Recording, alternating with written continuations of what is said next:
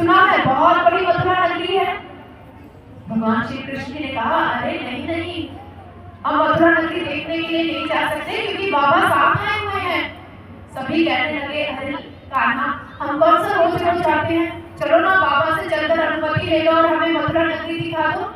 भगवान श्री कृष्ण जी बाबा के पास गए और बाबा से जाकर कहने लगे बाबा बाबा मथुरा नगरी देखने चलें। बाबा ने कहा बिल्कुल भी नहीं, अरे ये गोकुल ग्राम नहीं है, ये कंस महाराज की मथुरा नगरी है, कंस महाराज की। लेकिन भगवान श्री कृष्ण जी तो जिद पर ही अड़े, नहीं बाबा जाने दो ना, सभा भी साथ में, जाओ भी अभी साथ में मथुरा नगरी देखने दो ना। तो भगवान श्री कृष्ण जी ने कहा की बात सुनकर नंद बाबा कहते हैं ठीक है कान्हा, जाओ मथुरा नगरी देखने के लिए चले, लेकिन याद रखना कुछ बातें, उन बातों को ध्यान में रखकर मथुरा नगरी की सैर करना। कहने लगे बाबा जल्दी बताओ, समय नहीं है। बाबा ने कहा देखो कान्हा, कुछ भी खरीद कर नहीं लाना है। कान्हा ने कहा अच्छा बाबा, कुछ खरीदना नहीं तो चोरी करके लानी है क्या? बाबा ने कहा नटखट खबरदार, ऐसा कुछ किया तो। अच्छा बाबा और बोलो क्या करना है? अरे लल्ला किसी से भी बात नहीं करनी है। ठीक है बाबा, नहीं करूंगा। और बाबा मैं जाऊं? अरे नहीं नहीं लल्ला, अरे महत्वपूर्ण बात तो रह गई, अरे कंस महाराज की नगरी है, यहाँ कंस का जयघोष होना चाहिए, तुम्हारा जयघोष नहीं होना चाहिए। तेरी जो सखा मंडली है ना, जब देखो तेरा जयघोष करती रहती है। अरे कंस के सैनिक पकड़ कर ले जाएंगे। ठीक है बाबा मैं कह दूंगा, अब मैं जाऊं? बाबा ने कहा ना, पहले मुझे बताकर जा, मैंने तुझे कहा क्या क्या है। अरे बाबा आपने कहा कुछ भी खरीदना नहीं है, किसी से बात नहीं करनी, कंस का जयघोष नहीं लगाना, मेरा लगाना है। बाबा ने कहा क्या कहा? ओ बाबा गलती हो गई, कंस का जयघोष लगाना है, मेरा नहीं लगाना। बाबा ने कहा हाँ आप जा सकते हैं। और इधर कन्हैया जी जैसे ही सखाओं के पास गए, सारे सखाओं को जाकर जब ये समाचार दिया तो सारे सखा तो प्रसन्न हो गए।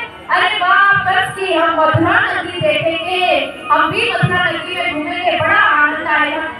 और इधर सारे सखा जैसे ही मथुरा नगरी में प्रवेश करते हैं तो क्या हुआ, जब उन्होंने भव्य द्वार को देखा, सजी हुई दुकानों को देखा, बड़ी बड़ी अट्टालिकाओं को देखा, दुकानों को देखा, तो उनका मोटा लगा तो अपनी खुशी को रोक ही नहीं पाया। इतना प्रसन्न, कभी इधर दौड़कर देख रहा है, कभी उधर दौड़कर देख रहा है, इतना प्रसन्न हो रहा है, इतना प्रसन्न कि अपनी प्रसन्नता की अभिव्यक्ति उसने कर ही दिया। एकदम से उसने मथुरा नगरी में कह दिया बोल वृंदावन बिहारी लाल की जय। जैसे ही अन्य सखाओं ने जयघोष किया तो भगवान श्री कृष्ण ने कहा समझाया था ना, कंस की मथुरा नगरी है ये, यहाँ मेरा जयघोष नहीं चलेगा। उनका सखा कहने लगा अरे ऐसे कैसे उस कंस का जयघोष करते?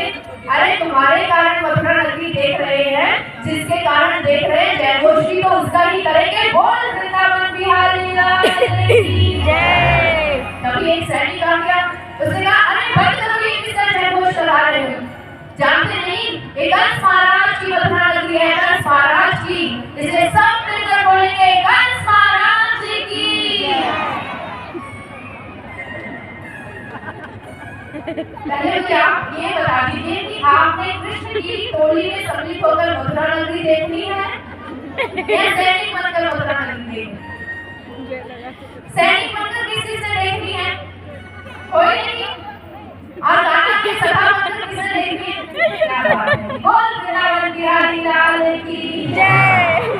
अब क्या हुआ कि जब एक और बुलंद जयघोष हुआ तो सैनिक के मुख से भी जय जयकार निकल गई और कहने लगा आनंद आ गया जी, आनंद आ गया। आज तक कंस का जयघोष करते थे, आनंद ही नहीं आता था, अरे इसका जयकारा लगाया तो आनंद से ही मन भर गया। तभी दूसरा सैनिक आया, उस सैनिक को देखते हुए कहने लगा अरे भाई ये क्या कर रहे हो, ये किसका जयघोष हो रहा है, तुम्हें तो ये जयघोष रोकना चाहिए और तुम उसी का जयघोष करते चले जा रहे। उसने कहा अरे भाई कंस का ही जयकारा लगवा रहा था, लेकिन ना जाने इसके जयघोष में क्या है, तू भी एक बार जाकर देख, आनंद आ जाएगा। उसने कहा ना मैं तो कंस का ही जयकारा लगाऊंगा।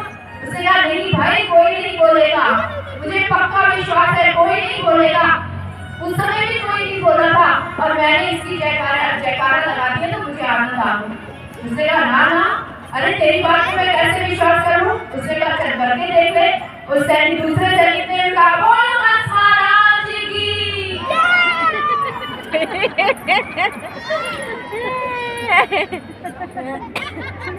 लेकिन उस समय कोई नहीं बोला। सभी एक बुलंद जयघोष हुआ, बोल वृंदावन बिहारी लाल की जय।